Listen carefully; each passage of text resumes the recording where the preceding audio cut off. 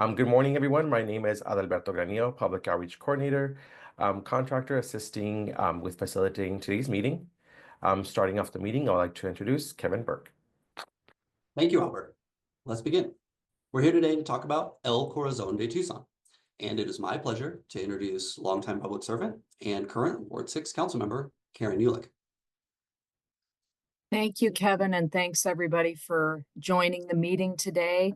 I want to give a shout out also to my Chief of Staff, Diana, who's been very involved in the downtown and 4th Avenue area for many, many years, and who's helped to bring Kevin on board from our city business development team.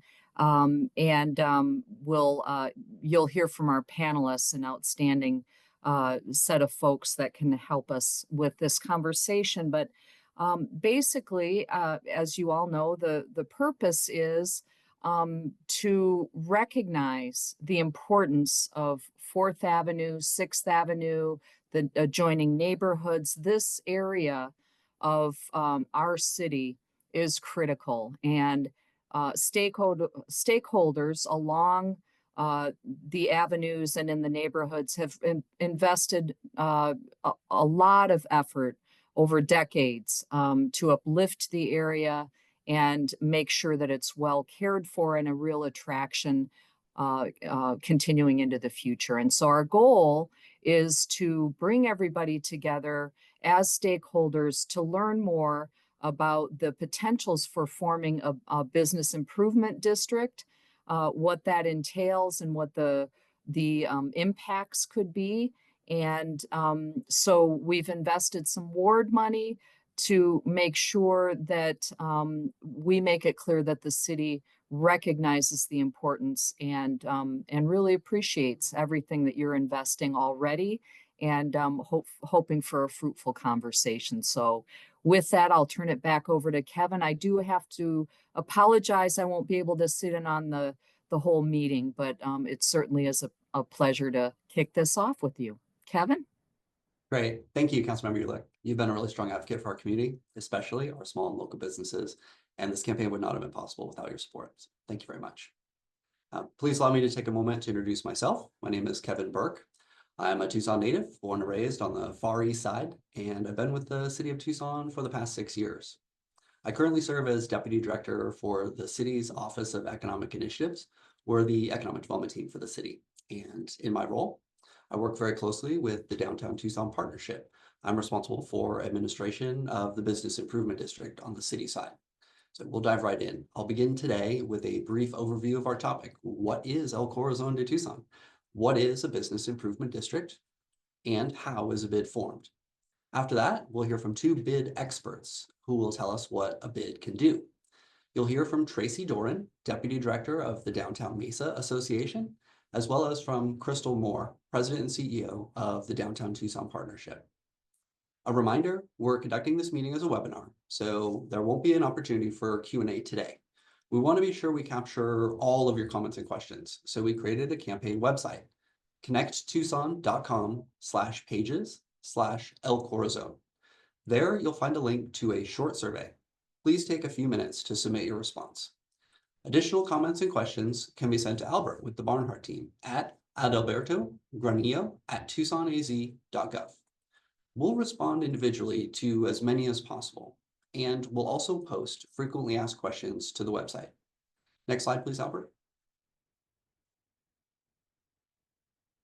The Barnhart Co, on behalf of the City of Tucson, is engaging with all business and property owners within the El Corazon planning area to discuss current challenges and the opportunity to provide enhanced services through the creation of a business improvement district. The El Corazon planning area includes the historically significant business districts along North 4th and North 6th Avenues, as well as portions of the Iron Horse and West University neighborhoods. It is an area that many of us believe represents the heart of Tucson. While this neighborhood may be the commercial and cultural heart of the city, the area is not without its challenges, such as the need for consistent public maintenance, security, economic stability, and a strong unified voice in civic affairs. Business and property owners faced with these challenges have the ability to petition the city for the creation of a business improvement district. Slide. A business improvement district, or a BID, is a designated area within the city where property owners agree to pay an additional tax to fund public improvements and services at a higher level or greater degree than provided elsewhere in the community. And let me be clear, only commercial properties pay into the BID. Any residential properties with 4 or less units are exempt from assessment. Apartment buildings with more than 4 units are considered benefited by the district and would be subject to the additional tax. Slide. The creation of a BID is a collaborative process between business and property owners and the City of Tucson. Improvement districts for enhanced municipal services are governed by Arizona Revised Statute Section 48575, which requires that the creation of a district be supported by more than half of the real property owners within the proposed district.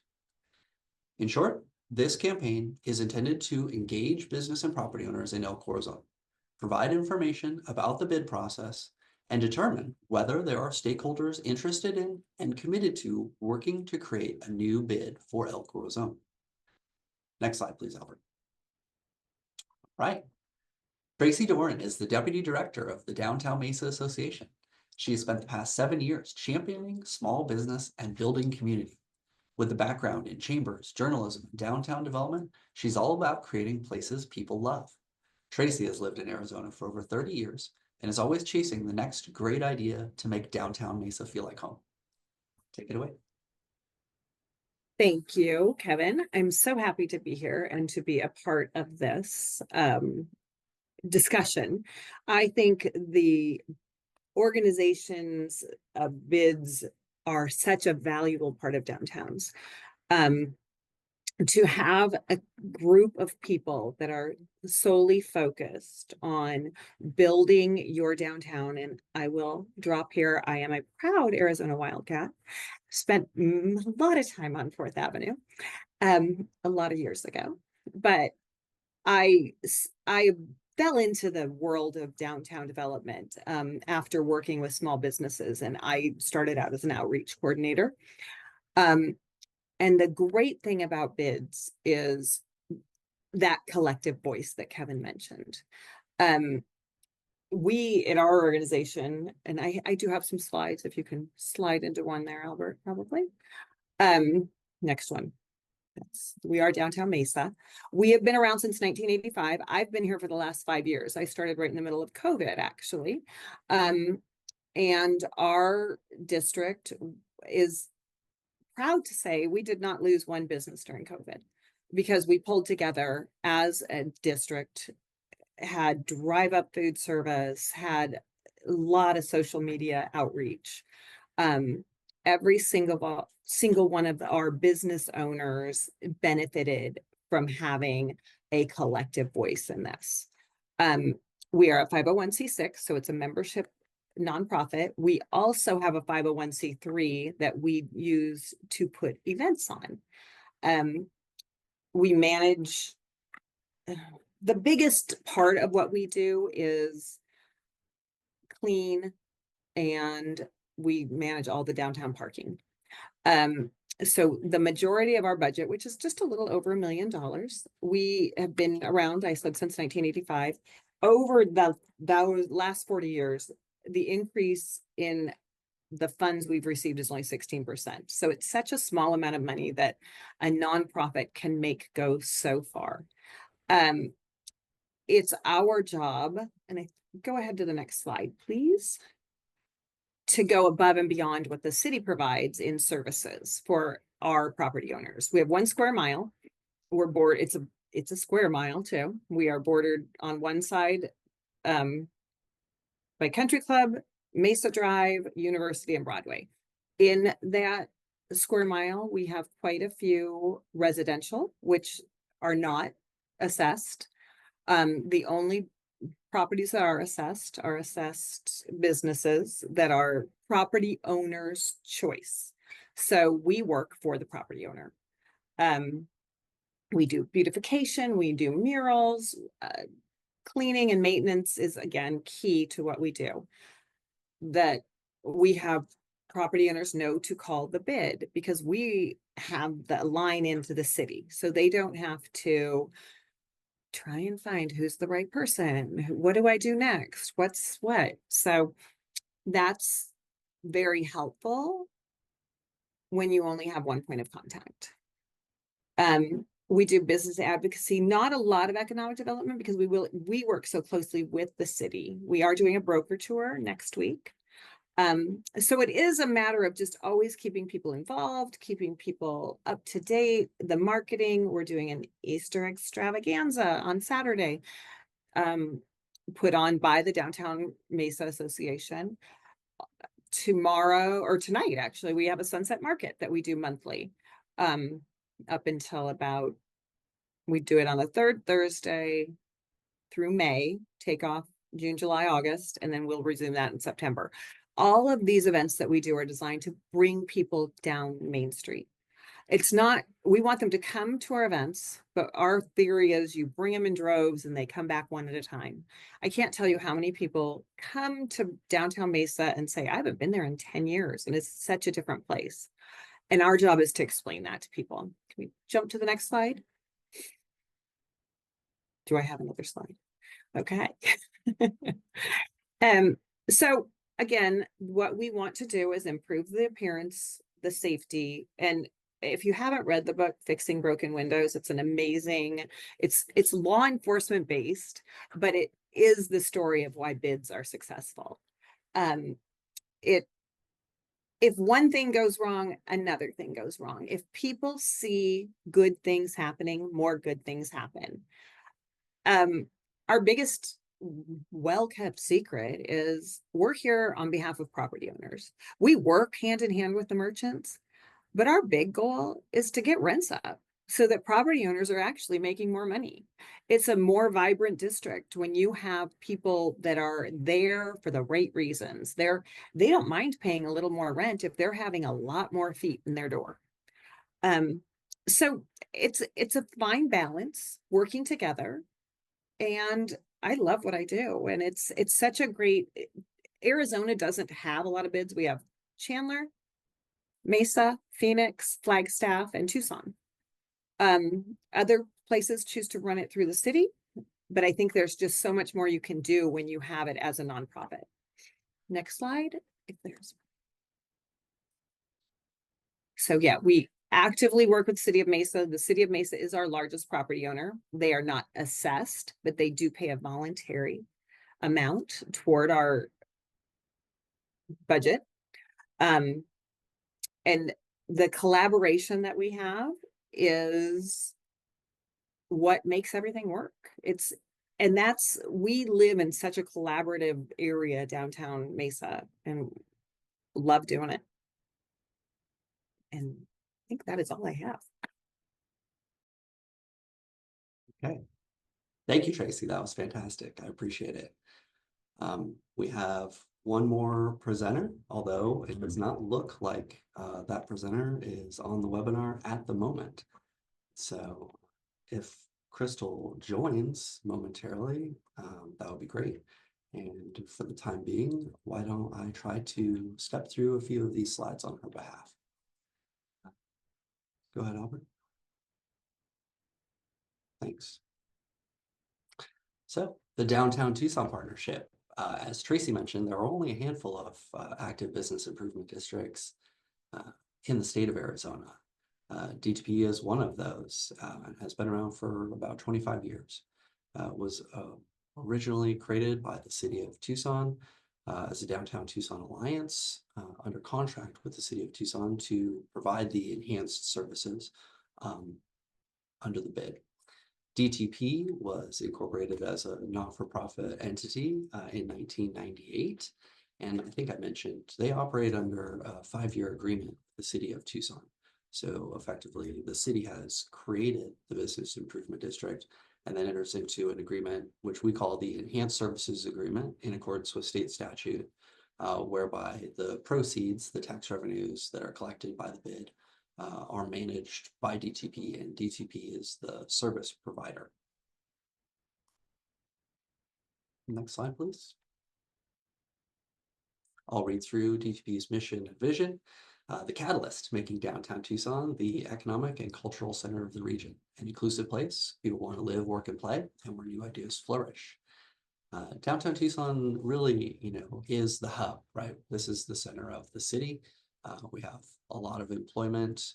We have a lot of residential and a lot of commercial uses, but downtown's always evolving. And so one of the things that has been a big focus for DTP is creating a vibrant place that is like a 24-hour city, not quite 24 hours, right? But we want to have activity downtown all of the time. And that's something that the organization tries to foster. Next slide, please. DTP is a fairly large nonprofit organization with a board of directors and an executive committee that's responsible for most decision-making, including finances and approval of the budget. But we do operate with a committee structure as well. And this is one of the facets of the organization that is really intended to facilitate a lot of participation amongst the business and property owners, those paying into the district, as well as the businesses that are served by the organization itself. So a couple of those that I would mention would be the Merchants and Retail Council, which meets every other month, specifically for retailers, and then the Finance Committee and Governance Committee. DTP in recent years also has convened a social justice committee, and over the past couple of years has made some annual grant awards for small businesses through that committee as well. Next slide, please. Thanks. All right, so how's it funded? This is always a fun one to try to explain because there's no statutory direction in terms of how the bid is funded, and so each bid is free to create its own funding structure. The way that the Downtown Tucson Partnership was created is essentially the property owners contribute based on this assessment formula, which you can see at the bottom of this slide. At present, it's 8 cents times the lot square footage times 2 plus the building square footage. So really, this is a slightly complicated formula that is intended to ensure that different types of uses and different intensities of development are all contributing in a way that is equitable to their impact on the downtown and their need for services. So just to give you some examples, if you had a vacant lot downtown, you would calculate the lot square footage, but essentially the assessment rate would be lower because there was no building square footage. And the converse of that, if you have a large office tower or multifamily project, say like a 5-story, mixed use project, that property is going to pay a much higher rate based on this formula of square footage plus the building square feet times the rate. We have written into the enhanced services agreement with the city that this rate, which was initially set at the time that the bid was created, has a 2.5% annual escalator to account for inflation. So it does increase a modest amount each year. Next slide, please. Quick snapshot of DTP's budget. This is approximately a $2 million nonprofit organization. You can see the breakdown on the revenue slide. There's a significant portion that comes from private property owners. That's directly through the bid assessments. And then the other taxing jurisdictions downtown also contribute significant amount to the organization. So the City of Tucson makes an annual in lieu payment, as does Pima County, as does the Rio Nuevo Tax Increment Financing District.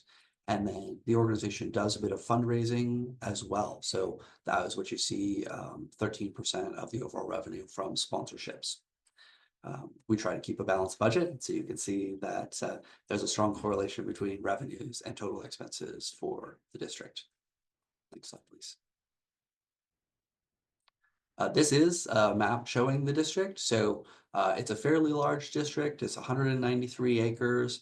A little, one thing that we've talked a lot about, and many of you are aware, there are a few properties that are not included in the district, which you might imagine that some would be. And so those are some of the properties that the organization works really closely with to try to have some sponsorship and other contributions to the bid outside of formally being a part of the bid and paying the bid levy. Next slide, please. So the biggest thing that DTP is responsible for is cleanliness and safety. We do that through Clean and Safe Ambassadors, otherwise known as the Purple Shirts.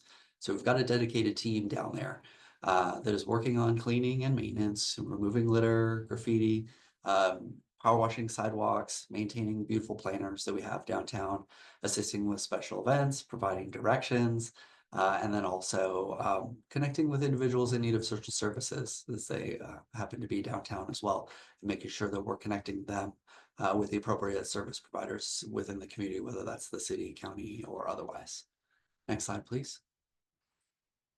The clean team is broken up to cover the entire district, which is definitely a bit of a challenge. So at present, we have 7 full-time clean ambassadors and 1 part-time. They do work in shifts so that we have really consistent coverage. And this map kind of indicates the zones that each of the clean team shifts work on so that we cover all of the bid district repeatedly and consistently. Next slide, please. And the safe team structured slightly differently. But again, we have 9 full-time safety ambassadors and a few part-time as well. They do work in shifts. The coverage area is a little bit different. And so what you see here, the priority zone is really like the most intense and heavily trafficked part of downtown, which is Congress and Broadway, right? And so the safety team focuses there, but we'll also have a presence throughout the district and is responsive if any of the business, property owners, or other stakeholders were to contact DTP, we can respond very quickly. Next slide, please. All right. We do use some technology to manage the operations here. And so there's a app-based system that each of the Clean and Safe ambassadors has on their persons, on their mobile device. So business owners can contact us and we'll create a ticket and that will get farmed out to the appropriate member of the Clean and Safe team. And then it also is really handy because it allows us to track our performance over time, right? And those important metrics that we can use to make sure that we're providing the service that the downtown stakeholders expect and that is actually contractually required, obligated by the City of Tucson per the terms of the Enhanced Services Agreement. Next slide, please. All right. Landscape and beautification. This is some ongoing work, always a challenge downtown. Keeping things clean and nice is more than just picking up the trash and pressure washing the sidewalks. And so of late, the organization has been involved in doing some spot treatment and some landscaping work as well. We have, a lot of well, I should say we don't have a lot of green space. And so the green and open space that we have downtown, we want to maintain in as good a condition as possible. DTP is integral to that effort. Next slide, please. The organization is also responsible for a lot of marketing and promotion, and many joining on the webinar today likely are on the DTP email list. We've got a pretty incredible reach trying to market all of the businesses that are locating downtown and all of the events that happen within the district over the course of the year.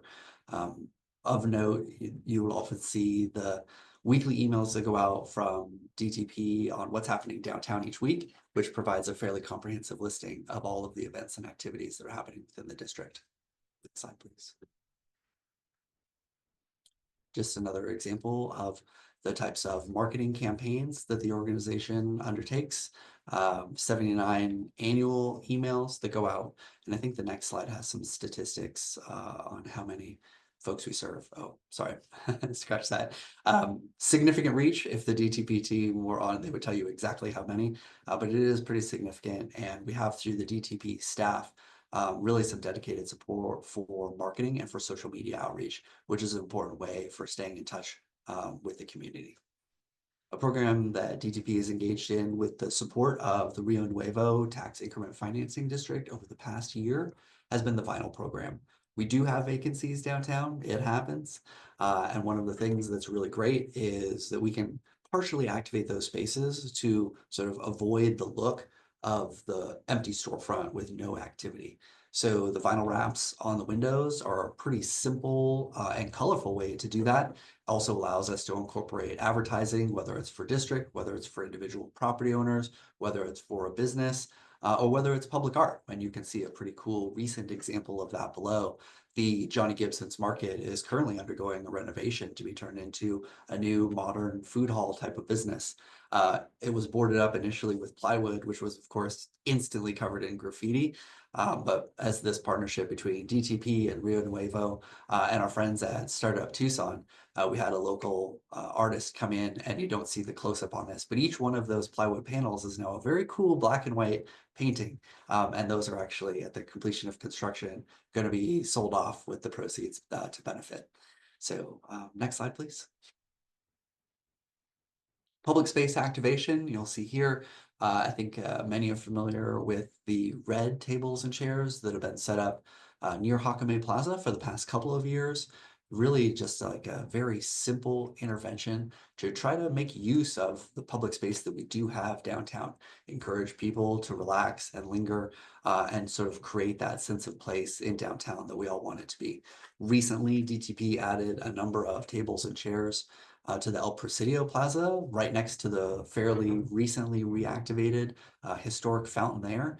And my understanding is we'll have a bunch of large shade umbrellas just in time for summer that'll be on that plaza as well. Slide, please. All right. I think this slide just to highlight some of the events the DTP spearheads downtown as well. We do a lot of work around the holidays, including the Desert Nights Downtown Lights. A lot of other sponsors contribute to this, but DTP coordinates with as many of the building and property owners as we can downtown to really make downtown come to life during the holiday season. Next slide, please. Hey, Kevin, real quickly, I do see here that we do have Michael Crawford on with Downtown Tucson DTP, and he said that he can speak how Crystal's not available at the moment. Okay, I'll keep plowing through. I think we're pretty close, and then yeah, we might call him Michael. Perfect. Great. Downtown's a nighttime economy, so this is a current focus of the organization. We have a really vibrant entertainment district downtown, which of course has its pros and cons. So DTP is there both on the clean and the safe side, working with the property owners, working with the business owners to try to create a safe environment that is conducive for business and keeps this downtown Tucson a family-friendly environment as well. So most recently, DTP has spearheaded an initiative amongst a collective of bar operators downtown, which essentially they're using a mobile application, which will allow them to concurrently identify any problem actors downtown and have all of the businesses act in unison to keep those people out of their establishments. Again, just an effort that DTP is doing, 24 hours a day to try to keep downtown clean and safe. Next slide, please. Very good. So please do stay connected with DTP. We've got an active social media presence, and if you're not already signed up, you can use this QR code, and you can also connect with downtowntucson.org.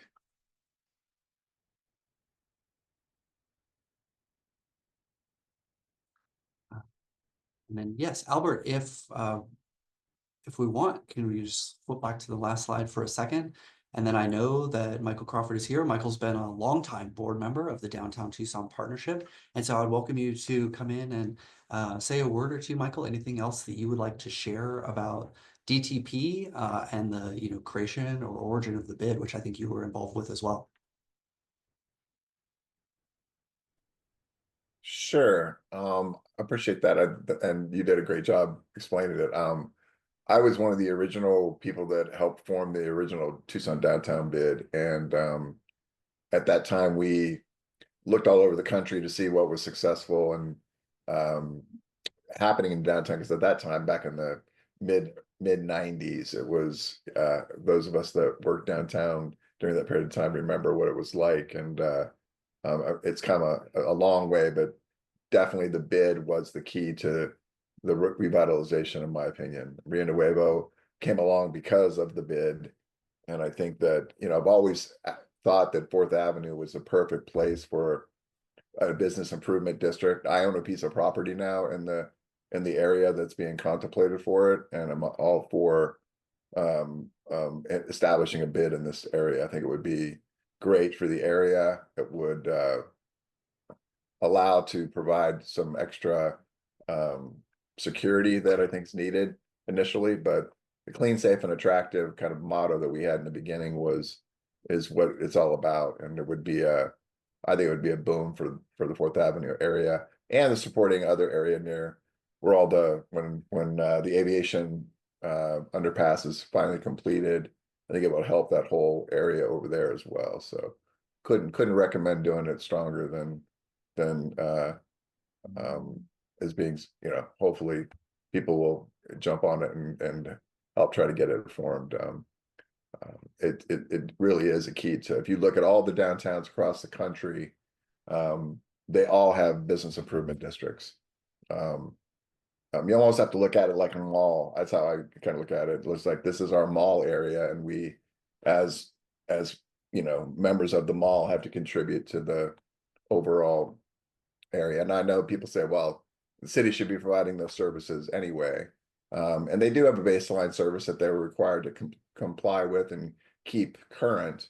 But it's those, extra things that I think you need to make people feel comfortable coming downtown, and clean and clean, safe, and attractive is the way to go. And that the book that the bid director from Mesa talked about is a perfect example of that too. It's a great book. It really is makes sense when you look at it. But anyway, couldn't recommend it more. Hopefully we get it done quick. Sooner the better. Okay, thank you, Michael. Yeah, I appreciate your experience and expertise there. Thank you very much. And thank you, Tracy. I appreciated hearing from outside of Tucson, which is really great for everybody to learn about what else is going on around the state and how other communities have interpreted the bid language and statute to really do something that is specific to their downtown or their area. We'll conclude our program today. I do want to recognize the team that has worked to put this campaign together: Jacqueline Vega and Chris Mazzarella with the City of Tucson's Office of Economic Initiative, Angela Muniz, Albert Granillo, and Amanda Nash with the Barnhart Company, and a special thanks to Diana Amato with the Office of Ward 6 Councilmember Karen Ulick. This webinar will be posted to the campaign website, connecttucson.com/pages/El Corazon. For those interested in continuing the conversation, I encourage you to attend one of 2 in-person focus groups. The first will be held Wednesday, April 23rd from 5:30 to 7:30 at Corbett Brewing on East 7th Street. And the second will be held Tuesday, May 8th from 10 a.m. to noon in the Ward 6 office at Speedway and Country Club. We will please also visit the website to take the survey and submit your questions. Thank you very much.